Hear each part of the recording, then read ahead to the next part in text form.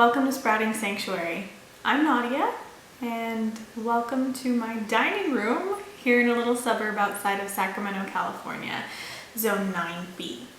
Today, I'm going to be sharing all of the varieties of seeds that I plan to plant in my backyard this year. We don't have a huge backyard. We have a suburban backyard.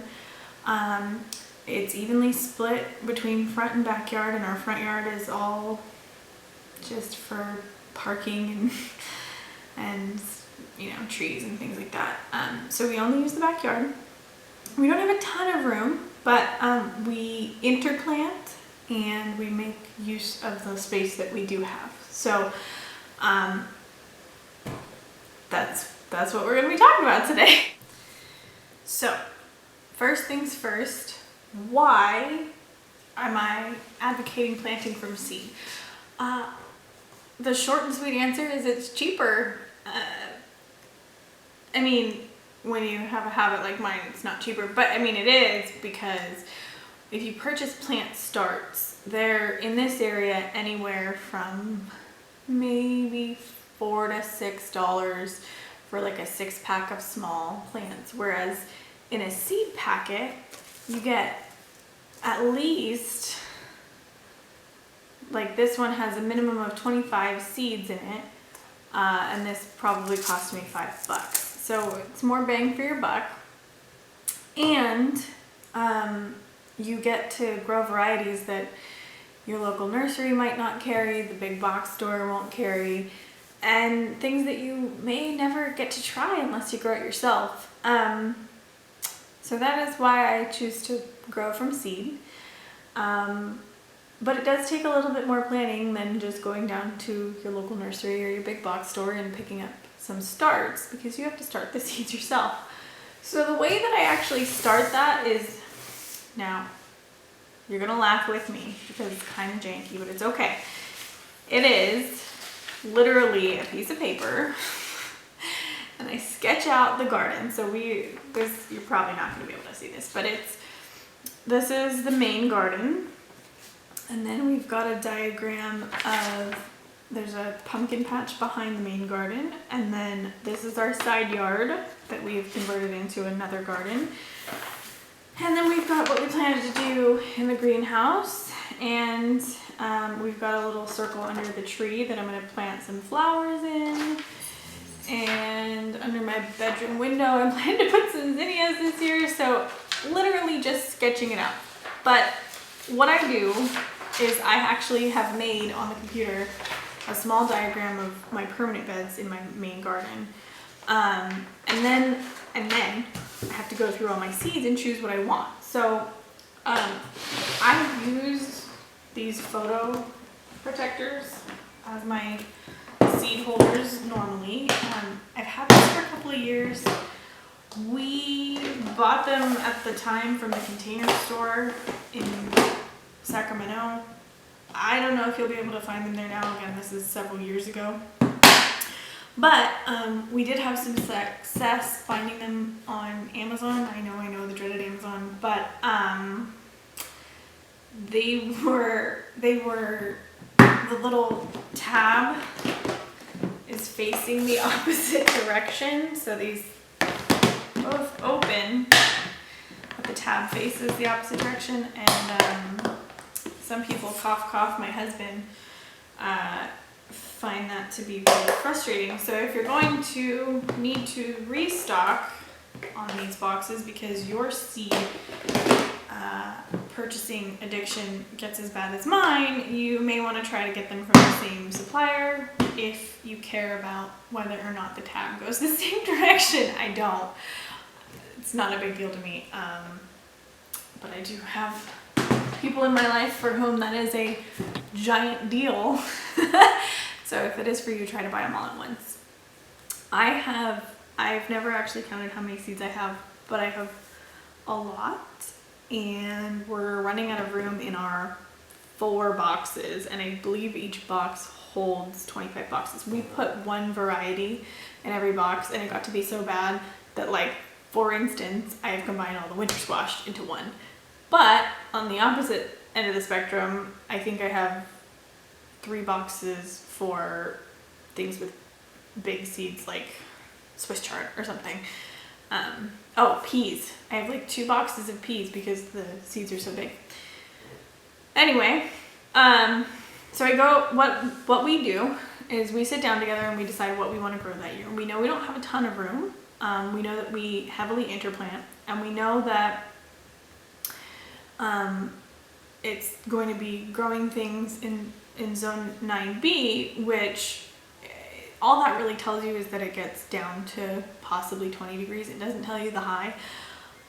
But in Sacramento, it can get into the hundreds. And so we like things that are okay in heat. We like things that are a little bit drought tolerant because we don't get a lot of rain here.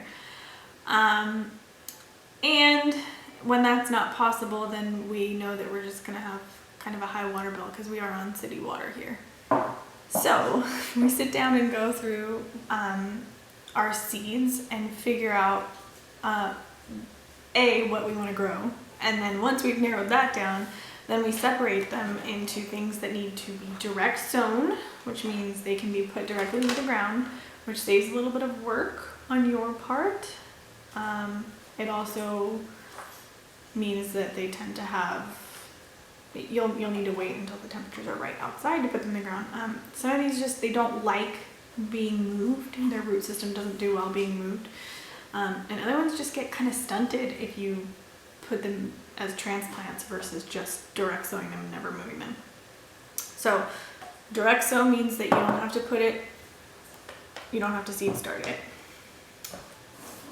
But ones that you have to start, go into this tray, and these ones need a little bit of extra time to get started and ready to go. So these I will be starting in my greenhouse probably this weekend. I'm actually starting kind of late for this area, but like I said, I'm a little bit nervous about, I was a little bit nervous about the frost date. So I'm happy to share with you what I'm growing. I am by no means an expert in gardening. I believe that we will all continue to learn as we continue to grow. So please don't rely on me as an expert, but maybe you'll find something interesting that you want to buy. I try to plant open-pollinated seeds. I do try to find heirlooms, but at the very least I want open-pollinated. So heirloom, there's some debate. Heirloom means that a seed has been around, passed down for at least 50 years. But I mean, Burpee, the big giant conglomerate, has heirloom seeds that date back 50 years. There are heirloom seeds that are at least 100 years old and passed down from generation to generation from smaller farms. That's all that heirloom means. Open pollinated is a plant that will, if you save the seed from it, will give you the same fruit the next time around, or the same vegetable that you're growing. So what you're looking for is open pollinated. Organic, non-organic, it doesn't matter, because the way that you grow it is going to determine whether or not it's organic or not. We try to grow in a very organic method, meaning I try to avoid putting any product at all. Sometimes I'm not as successful, and I might put something like, hi Alfred, I might put something like diatomaceous earth, which is food safe, or bacteria thermogenesis, which is BT, which is a bacteria that can fight certain pesticides. Excuse me, not pesticides. It's a bacterium that can fight pests. But in general, I try to avoid putting anything on my plants if I can help it. We don't deal with a lot of like tomato black spot or anything like that, because we don't get a lot of rain and we water at the soil level. So to recap that long-winded rambling explanation, the most important thing if you're looking to be able to save your seeds is that you purchase open pollinated. It does not matter if it's if it's organic or not, because the way that you grow it is going to determine whether or not it's organic. Hybrid does not necessarily mean GMO, and I'm of the opinion that GMOs are not all terrible. They have valid reasons. I just don't want to grow them in my own garden for personal reasons. Hybrids are nature's GMOs, right? It's or the farmer's GMO. It's a cross between two plants. The reason that you don't want hybrids if you're trying to save the seed is because for several generations you have the risk of getting a variable plant. For instance, last year we had a volunteer tomato come up, and it was just a volunteer from the year before where we bought a tomato plant at our big box store. This tomato came up and it was doing great, it looked good, and it was kind of small, but it was growing, and when it was finally ready we picked it and we took one bite out of that tomato, and it was the most bitter tomato I've ever tasted. So we promptly ripped that plant up and threw it away because it was gross. But so that's the risk that you run with hybrids, that if you save the seeds from it, you're not going to get exactly what the parent plant was. If you try to save seeds from like things at the grocery store, most often those are hybrids, so you're not going to get the same plant. They're not always inedible or gross, they just won't be the same as the parent fruit that you got it from. All right, now that I've gone on my long rant, we can talk about our seeds that I'm going to be planting this year.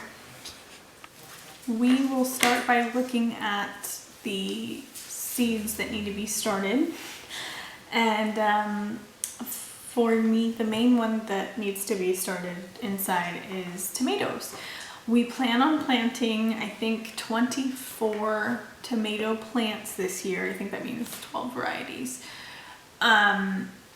In like a 30-foot bed. So we're gonna try the one stalk method where you clip all of the suckers and basically anything that comes off of the main stem, and you only keep the main stem. Supposedly this will lead to bigger tomatoes, which our goal is lots and lots of my Nona's homemade pasta sauce. So the bigger the tomato, the better. I say that to you as I'm looking at our first option is a cherry tomato, so that's hysterical. But anyway, we are going to go through the varieties that I have, and maybe you'll be inspired to have those same varieties too. So the first up that looked very interesting to me was the black cherry tomato. I get my seeds from a whole bunch of different companies. I'm not all that selective. It is an heirloom variety, so generally heirloom means open-pollinated, but so that's a good thing to look for, but you can also look for just open-pollinated. Yeah. So these are going to have lots of anthocyanins, and I'm very excited. Also, my favorite color is purple, so when things are purple, I have to grow them. So the first one is the black cherry. They get dark on the side that sees the sun. So with all of our pruning, I'm guessing these will be pretty dark this year. The next one doesn't have a fun picture on it because it was purchased this year when there was the mad rush on seeds, which there's a mad rush on seeds, last year in 2020. So now there's still a mad rush on seeds. If you haven't bought your seeds, you pretty much want to. But this one is called the Isis Candy Cherry, and it was described as being absolutely delicious, and so we're gonna try to grow that one. That one's from Baker Creek. We've got Wild Boar Farms. He's actually a grower here out of Winters, so he's very local, and he is basically the guru for any kind of cool tomato. He's been stabilizing different tomatoes and breeding tomatoes for years. So this one is not open pollinated, but it's Wild Boar Farms Brad's Atomic Grape. Everyone that has it loves it. It's a grape tomato, so it's a little bit bigger than a cherry, and it's like multicolored, and everyone says it's absolutely delicious. So I cannot wait to try Brad's Atomic Grape. We're also going to be planting Phoenix. These are actually a hybrid, Phoenix tomatoes. We tried them last year and my husband fell in love. he likes everything that's called Phoenix, but also it's a really sweet tomato. It's a beefsteak variety. It is a hybrid, like I said, so it's not stable. So we'll have to buy that seed every year if we plan to keep it. But it was tasty and you know, two to four. It was like a meaty tomato, not very seedy and liquidy. So more like a sauce tomato or a slicer even, with fewer seed guts, if that makes any sense to anyone. The next one is Amish paste. It is known for being a pasta sauce tomato, and so looking forward to that. Kind of reminiscent of like aroma, but with fewer liquid and seeds inside, and also obviously tastes better when it's grown at home. All right, so the next one is San Marzano. I get my seeds from everywhere. I'm not brandist when it comes to seeds, but the San Marzano tomatoes themselves are what I used to purchase canned to make my Nona's pasta sauce, and so growing them hopefully will lead to great success. I've never actually successfully grown San Marzanos, so we're gonna give it a shot. Next up is another one packed full of anthocyanins, and that is the Blue Beauty tomato. Like I said, when it gets in the sun, it turns darker. Anthocyanins are a nutrient that's present in items that are blue or purple or black. Items being vegetables or fruits. Botanically fruit, but classified as a veggie. I cannot wait. Looks so excited.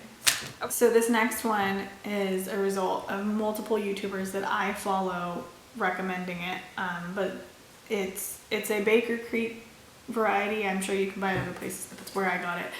And the way that Jess from Roots and Refuge Farm says it is Dr. Witchy's Yellow. I don't know how to say this. Dr. Witchy, Dr. Witchy, something like that. But it's an orange tomato, and this will be my first year growing it. It looks interesting to say the least. Can't wait. The next one doesn't have a pretty picture, but it is called the Ananas Noir.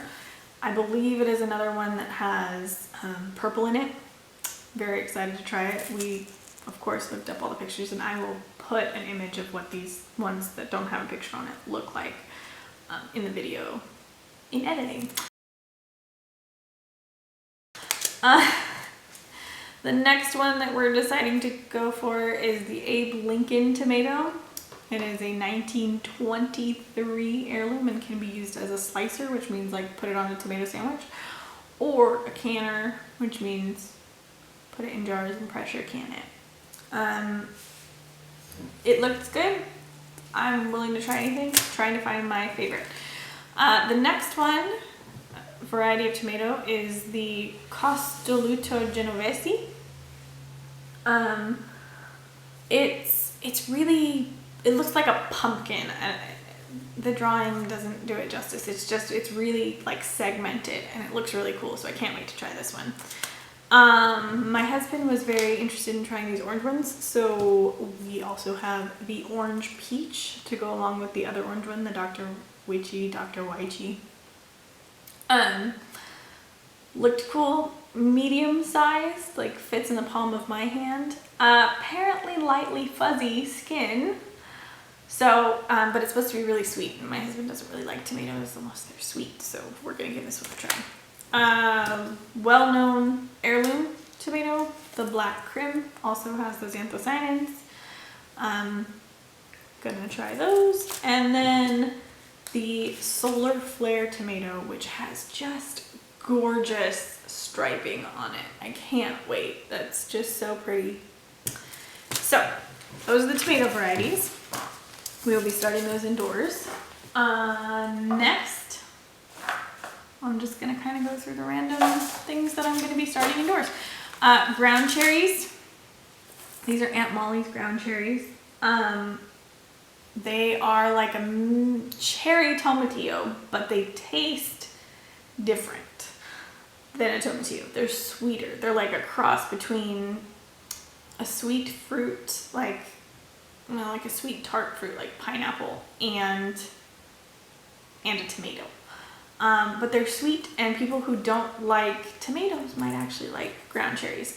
They grow very similar to a tomatillo. So people use them for preserves or for pies, or you can just eat them straight, well, once they drop onto the ground. And they come in a little paper husk. So that's the ground cherry. We're going to be planting 2 varieties of eggplants. We've got the Rosa Bianca, meaning, of course, pink and white eggplant, which is apparently from Sicily.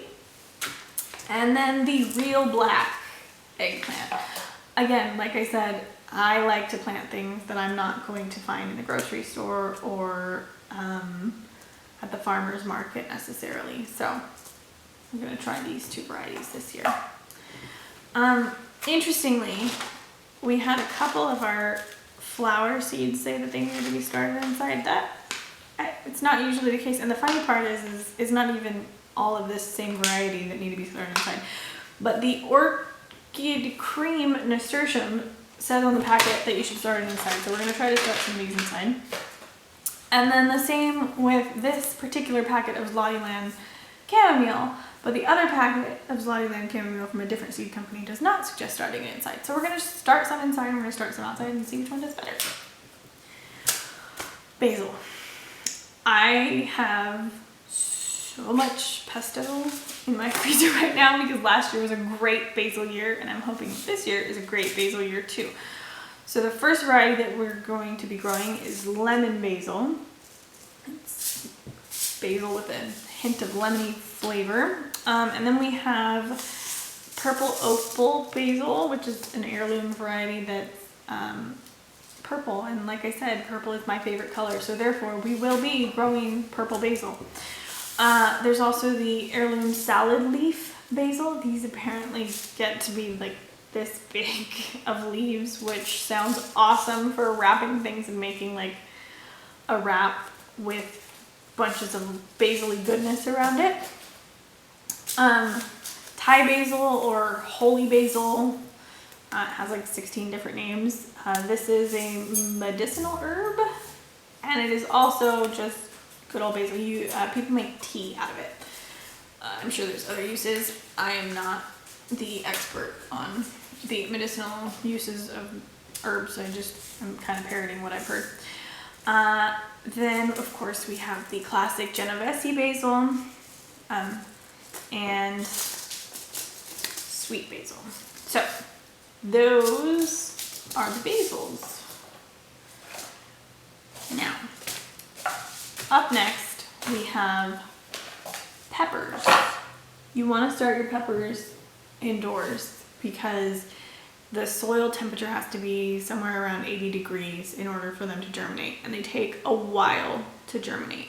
You want to make sure that you start them either under a grow light or in a very, very sunny window or in a greenhouse, because they'll get leggy quickly once they finally do sprout. They're just finicky is what I'm saying. So we've got the Calugaritza. I don't know if I'm saying that right. Please don't make fun of me. Okay, make fun of me. It's fine. I make fun of myself. The Calugaritza hot pepper. I will put up a photo of that. What I'm very excited about, which my friends have laughed at me and said those are gringa peppers, is there's this one called the habanada. It's a jalapeno without the heat. So excited, cannot wait. And then there's the nata pena. Oh, wait, did I say, oh, I messed up. Okay. The habanada is a habanero without the heat. I think I said it with a jalapeno without the heat. It's a habanero without the heat. And then the nata pena is a jalapeno without the heat. So very, very excited for the habanada, which is a habanero with no heat, and the nata pena, which is a jalapeno without the heat. I'm very excited.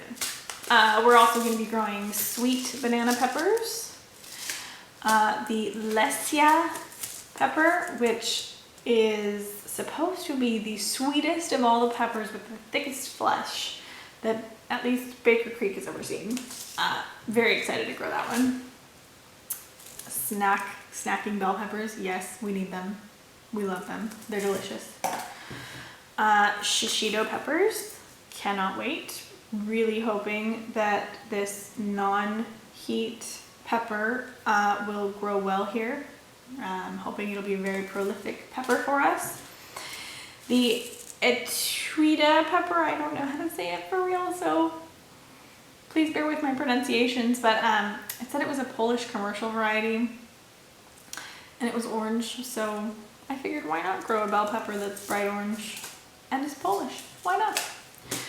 Up next is another sweet pepper. It's the blot pepper. Again, don't know if I'm saying these things right, but it's apparently thick-walled and super crunchy and juicy. Good for snacking raw.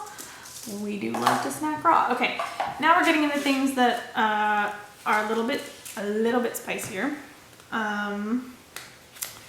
We have the Sugar Rush Peach, fruity but also still spicy.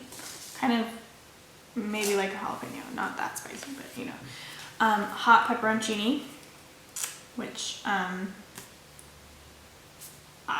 Italian and therefore we grow pepperoncini, and maybe we pickle them. Then we have regular banana peppers, which are not sweet banana peppers, they're the little bit spicier banana peppers. And then we have this one called the Buena Mulata. It's violet to pinkish flesh, then orange to brown, then deep red. It was violet, it was purple, I had to get it. So those are the seeds that will be starting indoors. Then we have the seeds that can be direct sown, and I can't wait to share. All right, moving on to direct sown items. We've got, these are things that can be put directly into the ground in the garden. So, I make no guarantee that any of these are in any kind of order. I just put them based on what could be direct sown and what needed to be seed started. So up first, back in our pumpkin patch, we will be obviously growing the winter squash pumpkin. We don't usually refer to them as squash here in the US, but they are in fact a squash.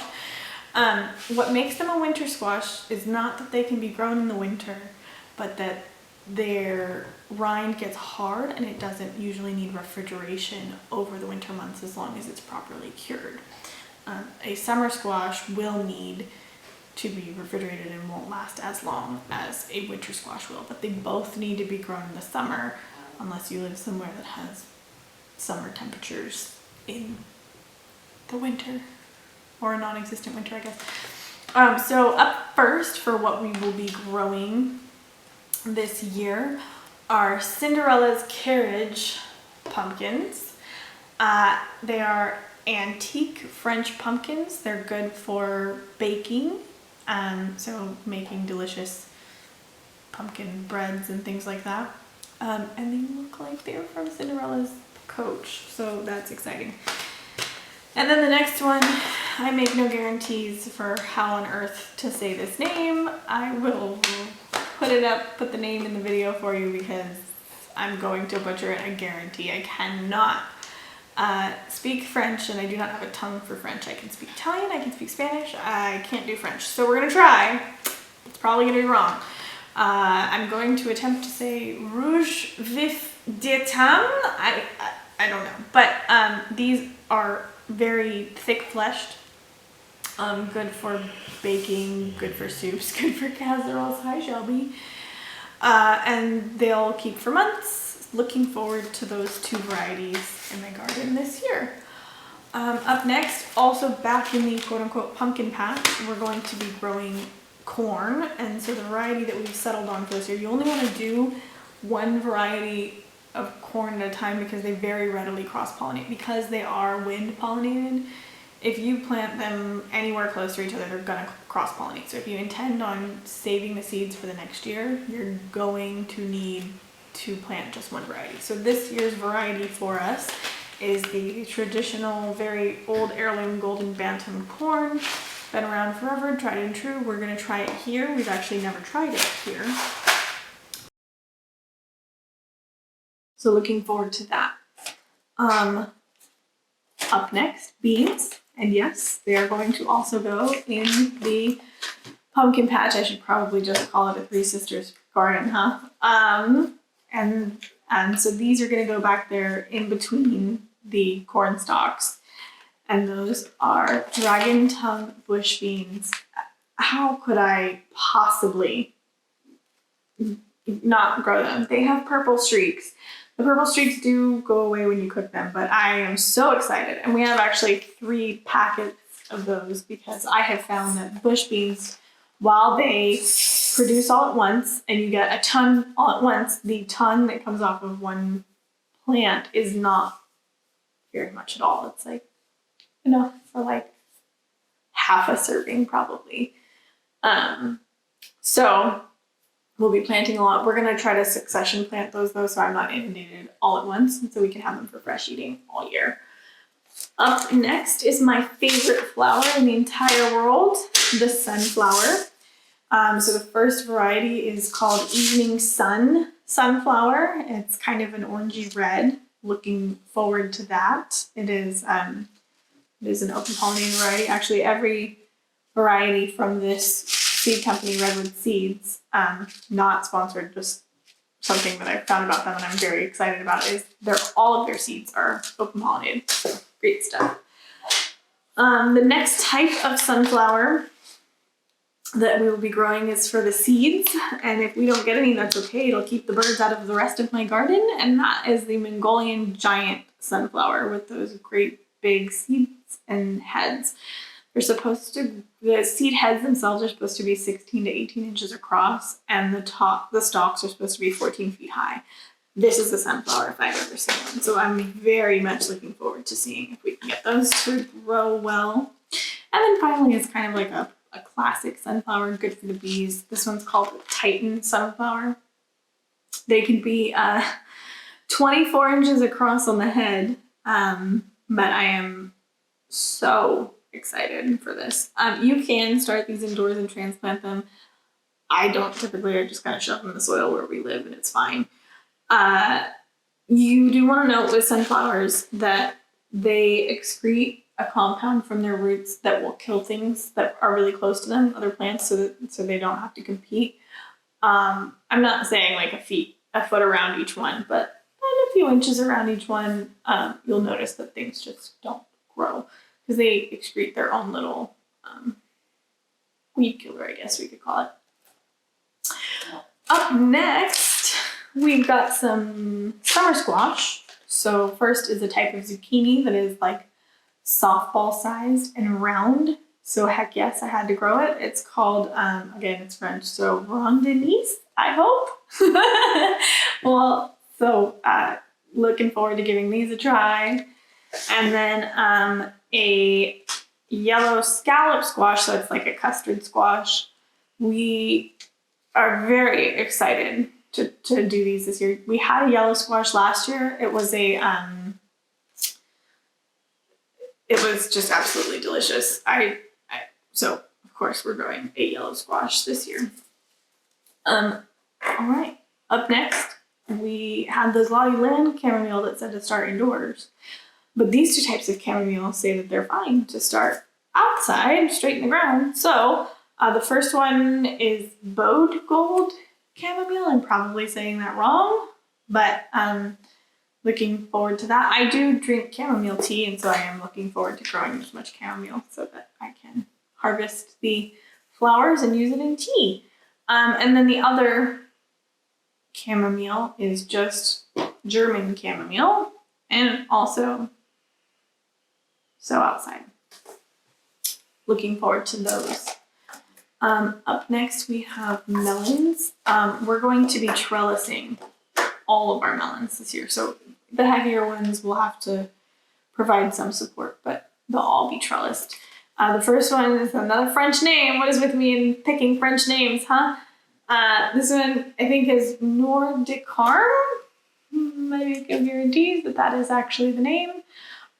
Preserved by, I'm just reading the back of the seed packet, preserved by Carmelite monks in France in the pre-1800s.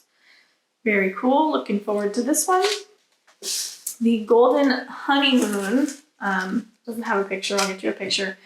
But the golden honeymoon is actually kind of does have a picture. This little. Oh no, that's the wrong variety. Well, the golden honeymoon is kind of cool because it's got like an orangey flesh. Looking forward to that for sure. Next, we have Melone Retrato degli Ortolani. Looking forward to trying this. I have to try things that are Italian because I am Italian. But yeah, we're a big fan of melons around here, and apparently this is popular wrapped in prosciutto, which, duh, because anything wrapped in prosciutto is delicious. And then the YouTube famous Kajari melon. Look at that melon. There's no way I can't grow it. It's so pretty.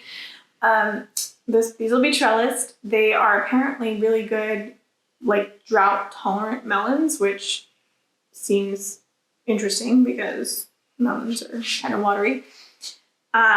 It actually says to be careful not to overwater, and I presume that's to make them sweeter as they approach maturity, because if you overwater it, then it'll water down the flavor, literally.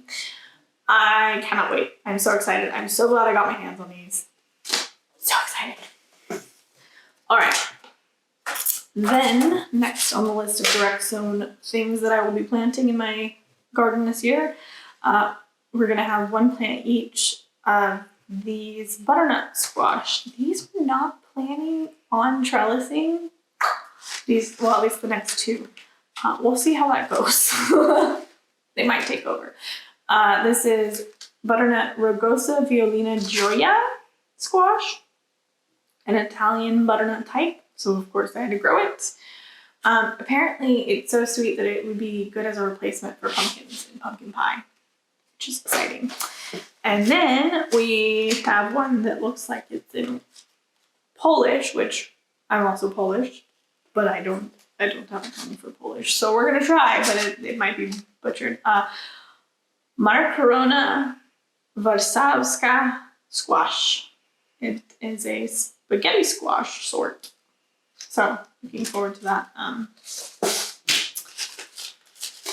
And then finally, climbing honey nut. This one has gotten rave reviews from people that I've seen grow it. And so looking forward to growing honey nut squash. It's supposed to be much sweeter than just regular butternut squash. Up next, we've got, I think, 3 different types of cucumber. 4 different types of cucumber. And it's really funny because these are mostly my husband's choice for these. So the first one is called dragon's egg. It's a white cucumber and it kind of round. We have to grow it. It's called dragon's egg. How do you not grow something called dragon's egg? And then we've got the Chelsea Prize cucumber. These are like a straight cucumber on self-pollinating vines, which is exciting. And we don't need the bees to do all the work. And then, of course, we've got this beautiful, well, these are the silver slicer cucumbers. So they're also a white skinned flesh. Look at these seed packets from Hudson Valley. So pretty. Very excited to grow silver slicers. And then up next is, it's called a cucumber, but it's technically a melon. But looking forward to it. It's called a sweet Armenian cucumber or Armenian melon. It's supposed to be delicious, very mild flavor. Cannot wait for that either. All right, moving on. We're going to go to more beans because I told you that we have lots of beans to grow and need to grow lots of beans. So the first one is one that I've never grown before, never tasted. So excited. It is a long bean variety, and these get up to like 12 inches long. Oh, I'm sorry. These are specifically 18 inches long. These are the Chinese red noodle bean. So excited to trellis these. Cannot wait to see them. They tolerate extreme heat. So excited. I don't have another word. I need a thesaurus, but I am just beside myself. And then growing along the fences on the garden, we will have these French gold pole beans growing up those fences. And then purple potted pole beans because it's purple and I have to grow it. I don't have a choice when things are purple. And then finally, I believe these are a bush bean, and so these will be just interplanted throughout the garden. These are Borloto bush or tongues of fire beans. They originated in Tierra del Fuego, Argentina. Very cool. But they're apparently really popular in Italy. I wouldn't know. None of my family has ever told me that they eat these, but maybe it's just so unremarkable there that it's commonplace and they wouldn't know to tell me. All right, up next, we've got our watermelon varieties. The first variety that we're excited to grow this year is the Royal Golden watermelon. I'm so excited. It's a yellow flesh watermelon. Cannot wait.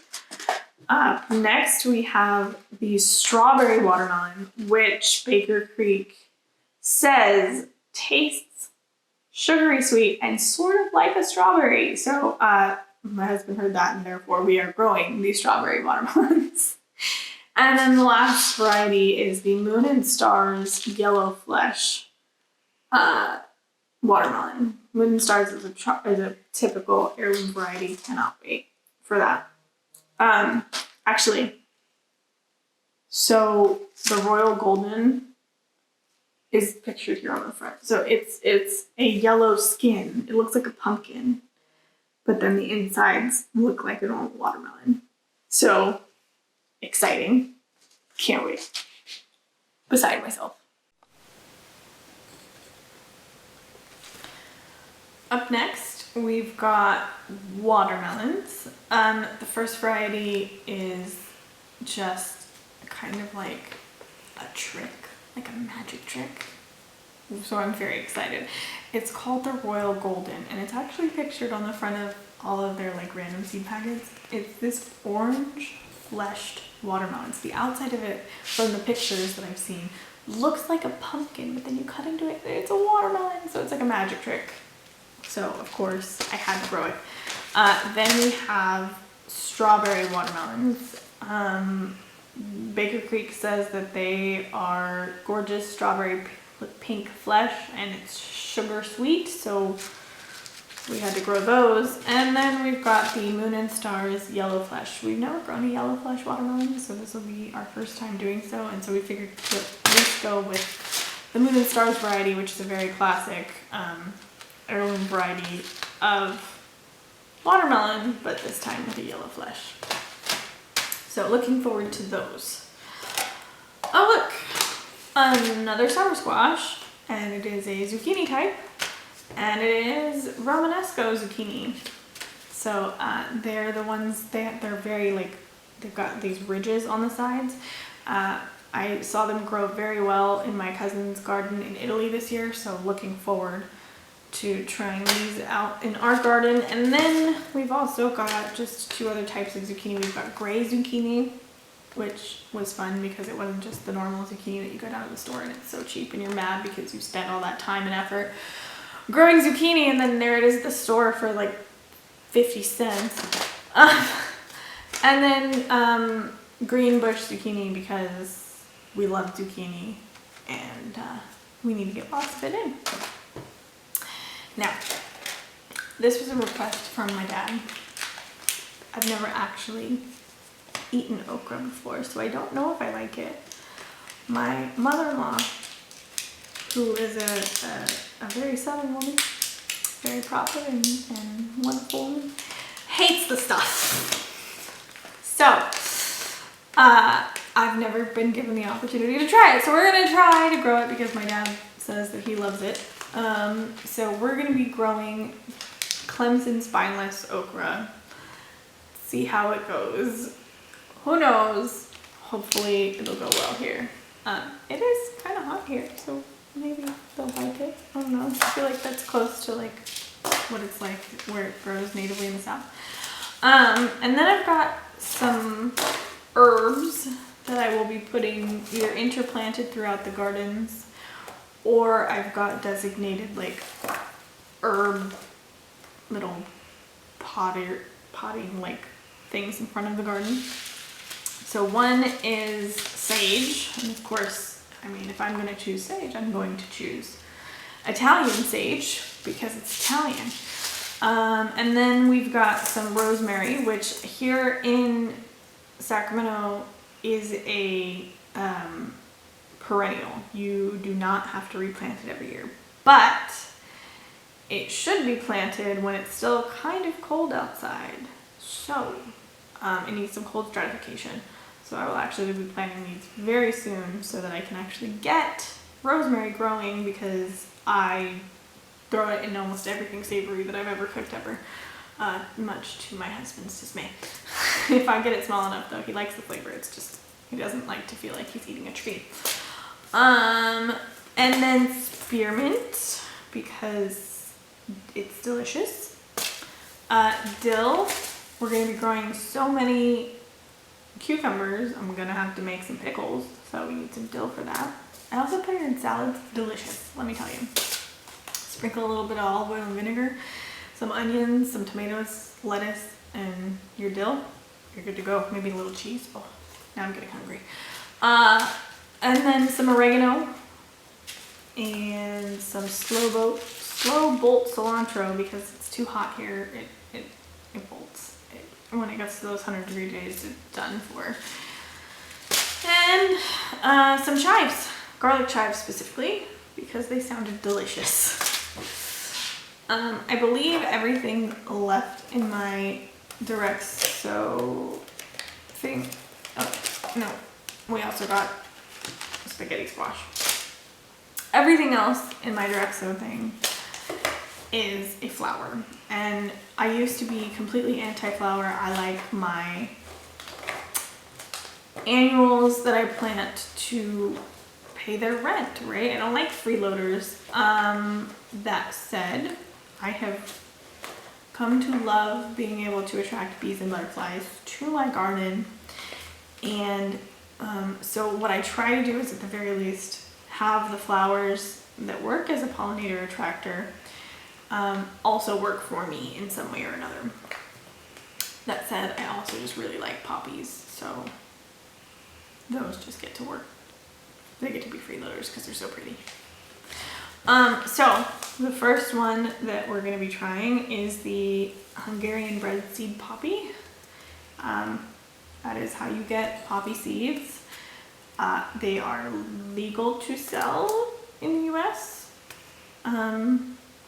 And legal to cultivate as long as you're using them for bread seeds. Same thing with these Hungarian blue breadseed poppies. We're just going to try a couple, see how many poppy seeds we get out of it, because there are some really good poppy seed recipes, poppy seed bread recipes. Oh man, I wish I had a picture of this. I will have to get you a picture of this. So these are the Amazing Gray poppies.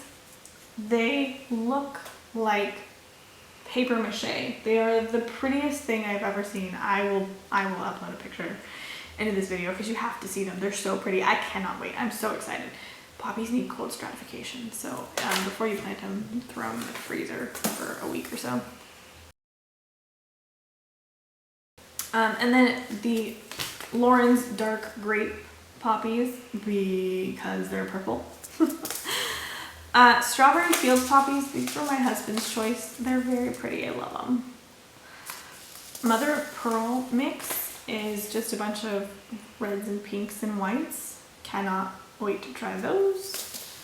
Pandora poppies are also gorgeous. Looking forward to that.